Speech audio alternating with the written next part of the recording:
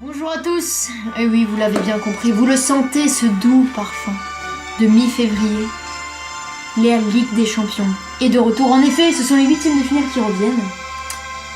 Et on a du très lourd cette année avec de grosses affiches, et c'est pour ça qu'on a décidé de vous les présenter. Donc nous allons décortiquer chaque affiche, il y en a donc 8. Et nous allons monter crescendo. Première affiche de ces huitièmes de finale, donc celle que nous considérons la moins intéressante, c'est donc le Shakhtar Donetsk qui se déplacera à Rome pour la phase retour. Donc le Shakhtar qui survole la ligue ukrainienne en compagnie du Dynamo Kiev, qui est donc parvenu à s'extirper d'un groupe compliqué, en devançant notamment l'irrésistible Napoli, qui enchaîne les buts en Serie A, qui rivalise avec la Juve. Le Shakhtar qui, grâce notamment à un collectif très solide, de la vitesse à l'avant, qui est donc parvenu à vaincre Naples et City, une fois chacune, pour sortir du groupe en seconde position. Mais bien sûr, en face, il y a quand même l'AS Rome. L'AS Rome, grande équipe de Serie A et surtout équipe mythique, garnie d'un monstrueux milieu de terrain avec Nainggolan, on pense aussi à Strootman, et de son symbole en attaque, bien sûr, Edin Dzeko. Une équipe sortie d'un groupe piège avec l'Atlético et Chelsea, c'est pas rien, ils ont réussi à sortir en première position. Et c'est une équipe par contre qui peine en championnat. Ils n'ont plus gagné depuis le 12 décembre contre Cagliari. La Roma qui compte, on vous l'a dit, sur son milieu, mais également sur des joueurs très solides en défense, on pense à Florenzi ou à Kostas Manolas, et un très convenable gardien. Donc mes pronostics, puisque à chaque match on va faire nos petits pronostics. Donc moi je vois bien sûr l'AS Rome qui va passer sans briller, donc des matchs compliqués, très fermés. Mais je pense que l'AS Rome se sortira facilement, puisqu'on les attend au moins en quart de finale cette année. Moi je vois le Shakhtar, c'est difficile à comprendre, mais je pense qu'ils vont réussir à éviter le piège de la Roma et à briller dans la difficulté. Nous passons à la deuxième affiche de ces huitièmes de finale. Ce sera donc Manchester City Bâle. Pas grand chose à dire sur ce duel. On voit mal le FC Bâle montrer beaucoup de résistance malgré de belles choses en phase de poule, notamment cette victoire 1-0 à Manchester United qui leur a permis de finir deuxième. C'était une victoire décisive. Manchester City est monstrueux cette année. Ils survolent la BPL avec plus de 10 points d'avance. On pense à la montée en puissance de De Bruyne, la régularité du Kun Aguero, et les Citizens sont tout simplement imbattables dans cette confrontation. Donc je crois que nos pronostics sont sans appel, c'est-à-dire Manchester City va s'imposer. Troisième position, on commence à sentir les affiches qui arrivent et c'est Porto contre Liverpool. Le FC Porto qui est sorti second du groupe G, ils peuvent compter sur un bon collectif, sans grosse star, et de bons joueurs pour avoir une lueur d'espoir et pourquoi pas renverser Liverpool. Porto qui est donc leader de leur championnat, il n'y a pas beaucoup d'opposition à part Benfica et le Sporting Portugal, et réalise de très bonnes performances en ce début d'année. Ils seront opposés à Liverpool, qui est tout simplement irrésistible ces derniers temps. Ils sont largement supérieurs, je pense, à Porto. Et ils ont récemment battu Manchester City à l'issue d'un match d'anthologie. On se rappelle de ce match. À regarder pour regarder. Ceux qui aiment le foot, tout simplement. C'est un très beau match. Les Liverpool sont garnis de leur attaque supersonique, menée de Salah et de Sadio Mané. Et on pense aussi au milieu à Emre Can et à Adam Lallana. On note que Porto n'a jamais battu Liverpool dans son histoire. Ça pourrait être une première, même si bien sûr on voit mal Liverpool passer. Donc pour ma part je ne prends pas... on voit mal le Porto passer.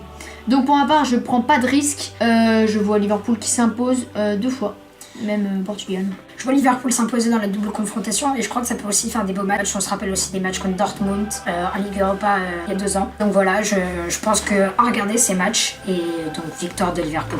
Quatrième affiche, on arrive juste en dessous de la moyenne désormais, et une nouvelle équipe anglaise, Manchester United, qui ira à Séville à l'aller. Donc Manu, c'est 6 victoires sur ses 7 derniers matchs, qui jouit de l'arrivée d'Alexis Sanchez, échangé contre un Mkhitaryan ultra décevant, je trouve. Oui, lors de son passage à Manchester. C'est une compo évidemment très solide, un gardien génial en la personne de David De Gea, et un milieu fabuleux mené par le français qu'on ne nomme plus Paul Pogba.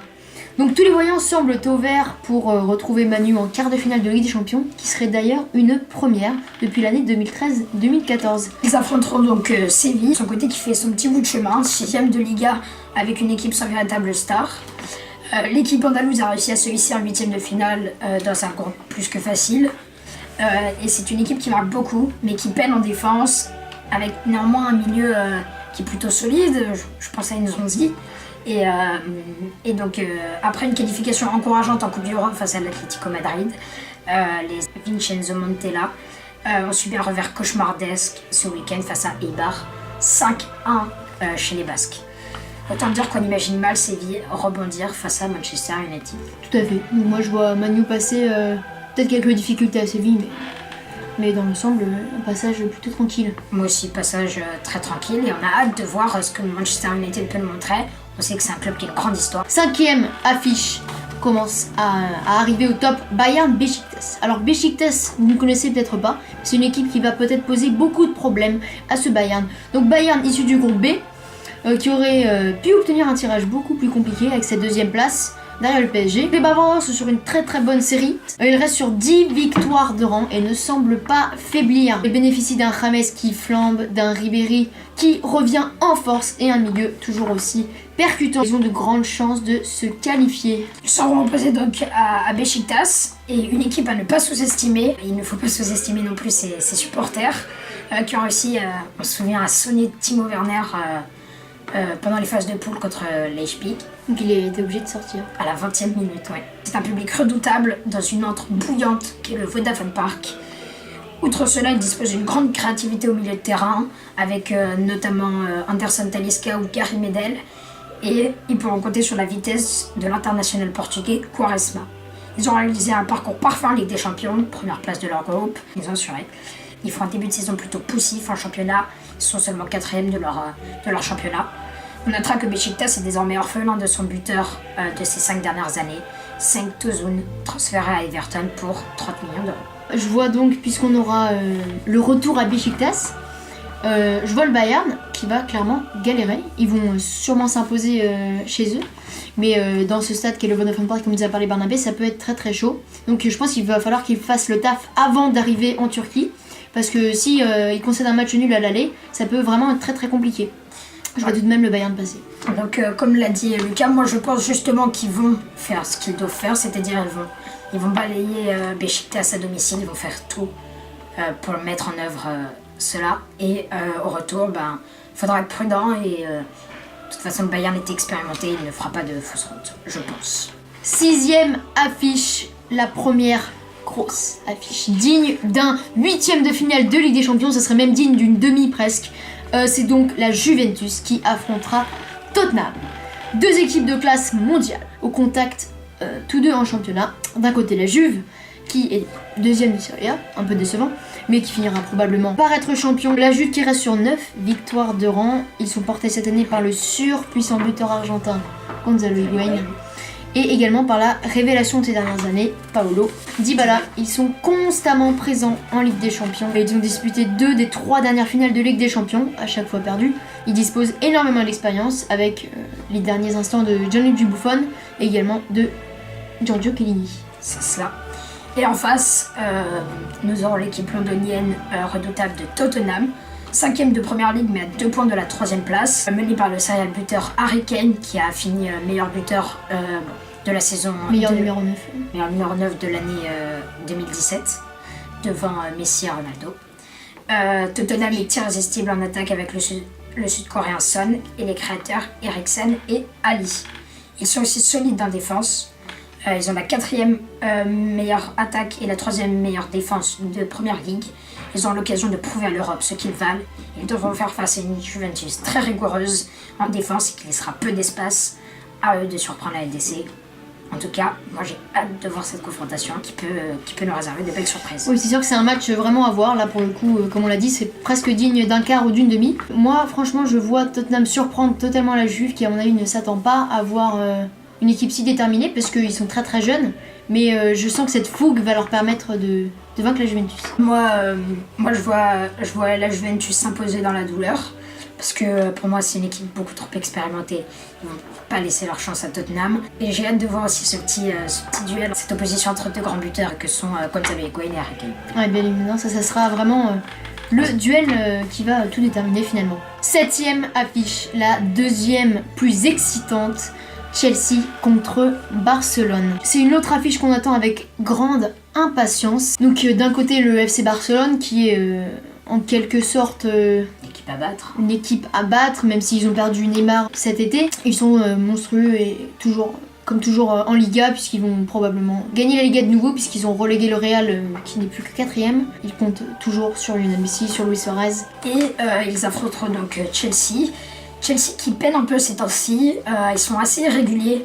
C'est pas le même Chelsea que l'année dernière. Qui était Qui chirurgical. Ouais, qui est un compresseur. Là, c'est un peu moins flagrant, mais ils vont pouvoir rivaliser, bien sûr. Ils pourront compter sur Eden Hazard, Willian, Morata. Et notamment l'apport de Giroud qui vient d'arriver. On verra ce que ça peut Mais donner. moi, Chelsea, ça commence un peu à me décevoir parce que j'ai du mal à retrouver notamment un N'Golo Kanté, qui, comme vous le savez peut-être, a été meilleur joueur de BPL la saison dernière. Et cette année, on n'en parle presque plus, même s'il fait toujours ses matchs, mais il est beaucoup moins impressionnant. Et puis la défense reste très frêle, puisque pour moi, David Luiz n'est pas un vrai défenseur central. On peut toujours compter sur leur gardien, Thibaut Courtois, qui va sûrement dans quelques temps être le meilleur gardien d'Europe. Mon prono, c'est bien sûr le Barça qui passe. Ils ont soif de revanche. Depuis que Neymar est parti, ils sont les crocs. Ils veulent gagner, ils veulent montrer que ça les a pas touchés et qu'ils peuvent faire ça. Pour moi, ils vont réaliser une très grande Ligue des Champions. Pour moi, ils vont la gagner, à voir ce que ça peut donner. Donc pour moi, Barcelone va passer en gagnant par 2 fois face à Chelsea. Alors moi je trouve qu'en fait on l'a mis en 7ème, mais ça va être la série la moins serrée, puisque je pense que le Barça vont mettre 2 grosses claques à Chelsea et vont vraiment montrer leur domination qui est toujours importante. Et moi je vois vraiment 2 grosses claques avec plus de 2-3 buts d'écart. La 8ème affiche de cette Ligue des Champions la plus grosse. 14 février, Saint-Valentin. Mais que ferez-vous? Notre soirée est toute tracée. Ce sera Paris-Real. Le choc suprême de ces 8e de finale qui fait vibrer l'Europe depuis ce tirage au sort où les Parisiens ont joué de malchance. Ont joué de malchance, et puis le Real Madrid qui aurait pu tirer mieux également. Le Real qui enchaîne les désillusions cette année en ce début de saison avec un nouveau match nul ce week-end à Levante qui est 17e de Liga. En tout cas ça n'a pas rassuré le Real Madrid qui, on le pensait, avait enfin commencé à repartir. C'est donc une équipe qui est devenue fébrile, qui se fait piéger en fin de match, on vient de le voir ce week-end, et qui a du mal à retrouver l'excellent Varane qui n'essaie rien passer, ou le génial Marcelo sur son côté gauche. Autant dire que le moral est dans les chaussettes chez les merengues, qui sont en manque de confiance totale. Néanmoins, le groupe est à nouveau au complet, et la BBC qu'on connaît si bien retrouve quelques couleurs. Avec la victoire 7-1, on rappelle, à Valence il y a 2 semaines. Le PSG de son côté marche sur l'eau cette année, grâce notamment à son recrutement historique, Neymar. Et Mbappé. Et Mbappé bien sûr, je l'oublie. Leader facile de Ligue 1 avec plus de 10 points d'avance et un parcours quasi parfait en Ligue des Champions. Malgré une défaite plutôt logique à Munich où ils ont seulement joué la défense et ils n'ont pas pris de risque, avec aucune envie d'aller vers l'avant. Forcément. Puisqu'en fait, on vous le rappelle, le PSG avait juste besoin de ne pas perdre de plus de 3 buts d'écart pour avancer. On sait qu'en général, le PSG, quand il joue pour ne pas perdre, ça ne marche pas très bien. En tant que fan du PSG, on se souvient de cette soirée de mars. Le match sera quelque part décidé par le Real, effectivement. S'il retrouve sa forme, on pourra avoir un duel au sommet, il y aura match. Sinon, Ronaldo et les siens seront balayés par un PSG au top de sa forme, qui est totalement indestructible. Le quotidien espagnol Marca, qui évoque ce matin, donc ce dimanche matin, la phrase en une, así es imposible, c'est impossible, en parlant de la qualification où on voit en une Benzema et les siens abattus après cette nouvelle désillusion à Levante. Pour le PSG, ce sera une opportunité énorme, ce sera notamment pour Neymar l'occasion de prouver qu'il a fait le bon choix en rejoignant le club de la capitale. En effet, beaucoup de journaux madrilènes se chauffent en ce moment en voyant le Ney au Real dès la saison prochaine.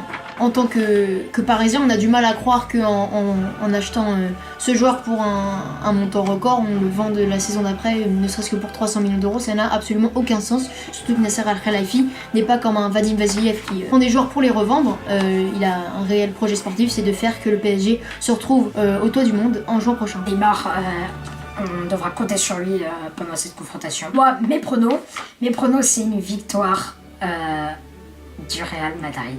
Je sais que j'en ai tanné beaucoup. Et pour moi, ces dernières années, ils sont double tenants du titre. Ils ne seront pas passés cette occasion. C'est tous des grands champions, Toni Kroos, tout le monde. Je vois le Real s'imposer. S'imposer dans la confrontation ou s'imposer... Pour moi, ils vont à Paris, ils vont au Parc des Princes, ils vont faire une égalité et ils gagneront à domicile au Santiago Bernabéu. C'est l'inverse qui se passera du coup. Hein. Oui, c'est c'est d'abord le Santiago Bernabéu. Ils vont s'imposer pour moi. Et ensuite, ils vont concéder le nul. Ils vont réussir à maintenir leur avance. Donc moi, bien sûr, en toute objectivité, je vois quand même notre équipe passer. J'ai quand même très très peur du retour parce qu'on a beau dire que le Real ne se réveillera jamais. Il y aura forcément un moment où ils vont montrer quelques signes de résistance. En tout cas, les Madrilènes l'espèrent et moi je suis totalement d'accord avec ça. Espérons juste que ce soit un peu après ce déplacement. Donc moi personnellement, je vois le PSG qui passe au Parc des Princes. J'hésite à avoir une victoire à Bernabéu. Je pense que ce sera quand même le match décisif en fait. Ce qui se passera à Bernabéu déterminera la suite. Et la victoire sur des coups de génie de Neymar qui en cassant quelques reins montrera bien que le PSG est la meilleure équipe du monde cette année. Voilà pour mon pronostic, donc bien sûr Paris passera. On espère que cette vidéo vous aura plu. Nous on a hâte de découvrir l'issue de ces matchs et on espère que vous en serez tout aussi contents. J'espère que cette petite vidéo vous aura donné envie de découvrir certaines affiches qui peut-être paraissent évidentes, dont l'issue paraît évidente, paraît évidente plutôt. C'est cela. Mais donc on pense notamment à Bayern Beşiktaş qui sera vraiment à voir. On pense surtout au PSG Real Madrid qui sera une opposition palpitante. On vous laisse et on vous retrouvera dans de nouvelles vidéos aussi sur le basket et on continuera aussi sur la Ligue des Champions. Merci à tous.